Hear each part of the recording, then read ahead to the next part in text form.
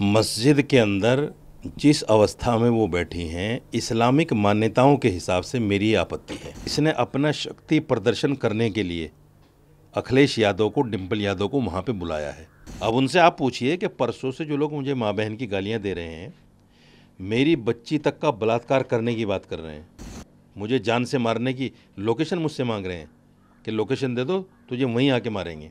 अगर समाजवादी पार्टी का कोई कार्यकर्ता फ़ोन कर रहा है तो वो अखिलेश यादव ही कर रहा है। नंगा शब्द कोई इतना आपत्तिजनक नहीं है। मैं भी पुलिस के पास जाऊंगा, मैं भी वो फ़ोन नंबर्स दूंगा पुलिस को जिन फ़ोन नंबरों से मुझे धमकियां मिल रही हैं। किसके खिलाफ एफआईआर करेंगे? अखिलेश यादव के खिलाफ करूंगा, डिम्पल यादव के खिलाफ करूंगा। जिस तस्वीर पर आपने आपत्ति उठाई वो महिलाओं के वस्त्र परिधान पर आपत्ति आपकी है या वो मस्जिद प्रांगण की तस्वीर है, इस पर आपको आपत्ति है? मस्जिद के अंदर जिस अवस्था में वो बैठी हैं, इस्लामिक मान्यताओं के हिसाब से मेरी आपत्ति है। इस्लामिक मान्यताओं में इस तरह से मस्जिद में बैठना ठीक नहीं है और उसका सबसे बड़ा उदाहरण इकरा हसन है जो उनके बगल में बैठी हुई हैं। उनको उससे सीख ले लेनी चाहिए थी कि ये मुसलमान हैं, जिस तरह से ये बैठी है मैं भी कम से कम इस हालत में बैठ जाऊं, इस तरह से बैठ जाऊं। आप अकेले मौलाना हैं, वहाँ भी तो एक मौलाना है जो अब सांसद भी हैं। वो अब मौलाना थोड़े रह गया, वो तो सांसद हो गया। आप ही ने तो कहा सांसद हो गया वो। दूसरे ये है कि वो तो अनऑथराइज बैठा हुआ है। तीसरे ये है कि वो समाजवादी का सांसद है। आपने देखा नहीं, उस फोटो में आप देखिए, मैं दिखाता हूँ आपको, उस फोटो में कैसे गुलामों की तरह हाथ जोड़े हुए बैठा है। ये देखिए किस तरह से, किस अवस्था में बैठा हुआ है, बिल्कुल ऐसे जैसे अपने आका के सामने बैठते हैं। तो इसकी हिम्मत हो सकती है, समाजवादी पार्टी का ये सांसद है, इसकी हिम्मत हो सकती है अपनी सुप्रीमो की वाइफ से ये कहने की कि आप गलत अवस्था में बैठे हो। मस्जिद की मर्यादा, सबसे बड़ा मुजरिम तो यही है, सबसे बड़ा मुजरिम। एक तो इसलिए मुजरिम है कि ये अनऑथराइज बैठा है, इसने अपना शक्ति प्रदर्शन करने के लिए अखिलेश यादव को, डिम्पल यादव को वहाँ पे बुलाया है ताकि लोग मेरी ताकत को पहचान सकें, जो लोग उसको निकालने के पीछे पड़े हुए हैं वहाँ से कि मेरी पहुँच कहाँ तक है। अखिलेश यादव मेरी एक बात पर आ सकते हैं। दूसरी बात ये, मैं तो उसको मौलाना इसलिए नहीं मानता कि अगर वो मौलाना होता तो इस्लामिक मान्यताओं को सामने रखते हुए वो तुरंत टोकता और वो ये कहता कि अखिलेश यादव जी, मस्जिद दुनिया की बातें करने के लिए नहीं है, चलो अगर बातें करनी है तो हम अपने रूम में बैठते हैं। उसका मकान भी 5 स्टार से कम नहीं है, जो मकान उसने बनाया है उसमें टीवी भी सब कुछ लगे हुए हैं, बैठने का अलग से हॉल है, उसमें चेयर वगैरह सब पड़ी हैं, टॉयलेट में उसमें लाखों रुपए लगा रखे हैं, तो वो वहाँ भी बैठ सकते थे। लेकिन उसके अंदर हिम्मत नहीं थी। जब अखिलेश यादव बैठ गए तो उसको वहीं चाय लानी पड़ी, वहीं उनको नाश्ता कराना पड़ा और वहीं बैठकर बात करनी पड़ी, जो इस्लाम के बिल्कुल खिलाफ है। ये एक डेमोक्रेटिक कंट्री है, इस देश का अपना एक फ्रीडम है, महिलाओं को चॉइस है कपड़ा क्या पहनना है नहीं पहनना है, ये आप डिसाइड कर रहे हैं। ये सीधे तौर पर महिलाओं के अधिकारों का हनन और जिन शब्दों का आप इस्तेमाल कर रहे हैं वो ठीक है? इसी लोकतंत्र में एक संविधान है हमारा। संविधान ये कहता है कि हर धर्म की अपनी मान्यताएं हैं, उन मान्यताओं को मानना, उनका प्रचार प्रसार करना, इस लफ्ज़ पे गौर कीजिए आप, प्रचार प्रसार करना, ये भी मेरे मौलिक अधिकारों में से आता है। तो मैंने उसी का तो प्रचार किया है जो मेरा संविधान मुझे कहता है। कि मेरा संविधान मुझे ये कहता है कि अपने धर्म के अकॉर्डिंग अगर कोई आदमी अनादर कर रहा है मस्जिद का तो उसको आप कहिए कि ये अनादर कर रहे हैं आप। मैंने यही तो कहा कि आप अनादर कर रहे हैं। काफ़ी शब्दों को तो दिखाया चलाया जा रहा है, ये नंगा शब्द इस्तेमाल करना कितना जायज़ है? देखिए, नंगा शब्द कोई इतना आपत्तिजनक नहीं है क्योंकि समाज में भी ये लफ्ज़ बोल दिया जाता है। अब जो लड़कियां शॉर्ट पहन के चलती हैं, हर कोई उनको देख के बोल देता है नंगी जा रही हैं, हालांकि वो बिल्कुल नंगी नहीं होती, लेकिन बोल दिया जाता है कि नंगी जा रही हैं, तो इसका मतलब वो नंगी थोड़ी होती हैं। अगर मैंने नंगा शब्द बोल दिया, मेरा मकसद ये है कि धर्म के हिसाब से जहाँ वो बैठी हुई थी वहाँ सर पे पल्लू होना चाहिए था, उनका पूरा कवर होना चाहिए था जिसमें। इससे भी बड़ा सवाल मैं आपको बता रहा हूँ कि जिस आदमी ने वो फ़ोटो खींचा है वो समाजवादी पार्टी का ही तो नेता होगा कोई। उसी ने तो सोशल मीडिया पे डाला है जानबूझ के कि इस पर बात होगी। किसको भड़काने के लिए, किसको अपमानित करने के लिए? मुसलमानों को जलील करने के लिए, मुसलमानों को अपमानित करने के लिए और मुसलमानों को ये दिखाने के लिए, बेवकूफ़ो जाहिलो, तुम्हारा वोट लेकर हम जो है पार्लियामेंट पहुंचते हैं, हम एमपी बनते हैं, हमारे 35-36 एमपी आते हैं, हम नहीं समझते तुम्हें कुछ भी। देखो तुम्हारा एमपी भी हाथ जोड़े बैठा है और हम तुम्हारी मस्जिद में बैठकर सियासी मीटिंग कर रहे हैं, जो करना हो कर लो। ये जानबूझकर तो मुसलमानों को जलील करने के लिए ऐसा किया गया है। पूरा समाज गुस्से में है। कुछ लोग कह देते हैं, कुछ लोग कह नहीं सकते, घूट पी जाते हैं। अब देखिए, मैंने बोला तो मेरे खिलाफ एफआईआर हो गई। जो हिंदू धर्मगुरु खड़े होकर मुसलमानों को विधर्मी, मलेच, इनसे कारोबार ना करो, इनको दुकान किराए पर न दो, इनको मकान किराए पर न दो, जो इस तरह के वर्ड, इस तरह के शब्द बोलते हैं, उन पर एफआईआर नहीं होती, क्योंकि वो उनके मतलब के वर्ड हैं। तो किसने करा दिया एफआईआर? सपा के नेता ने कराया है।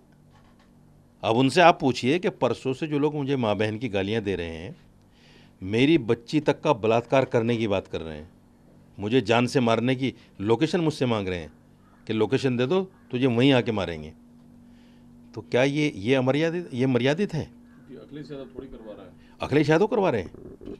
अगर समाजवादी पार्टी का कोई कार्यकर्ता फ़ोन कर रहा है तो वो अखिलेश यादव ही कर रहा है। क्या फ़ोन कॉल्स आ रहे हैं? यही आ रहे हैं, माँ बहन की गालियाँ, बच्ची के साथ गलत काम करने की धमकी, मुझसे लोकेशन मांग रहे हैं कि तुम्हें मार देंगे जान से। तो पूरे देश के मौलानाओं की ठेकेदारी सिर्फ आपके पास है? नहीं, इस्लाम की ठेकेदारी मेरे पास है। पूरे देश के मौलानाओं को तो नहीं मैं जानता कि उनके अंदर मर्यादा बची है कि नहीं बची है। जैसे मुहिबुल्लाह नदवी के अंदर मर्यादा नहीं है, वो सांसद क्या बन गया, गुलाम बन गया पार्टी का, उस इस्लाम की मान्यताओं को भूल गया, तो मैं तो भाई मान्यताओं को याद दिलाऊंगा उनको। नहीं, ये बात ठीक है कि मस्जिद जो है मुसलमानों के लिए सांस है, जीवन है, इस्लामिक उच्च परंपरा का हिस्सा है। यस। लेकिन इतना भी कुछ आपत्तिजनक नहीं हुआ था जितने आप भड़के हुए हैं। अब एनडीए के सांसद प्रोटेस्ट किए पार्लियामेंट परिसर के अंदर, तो आपने भारतीय महिला का अपमान किया।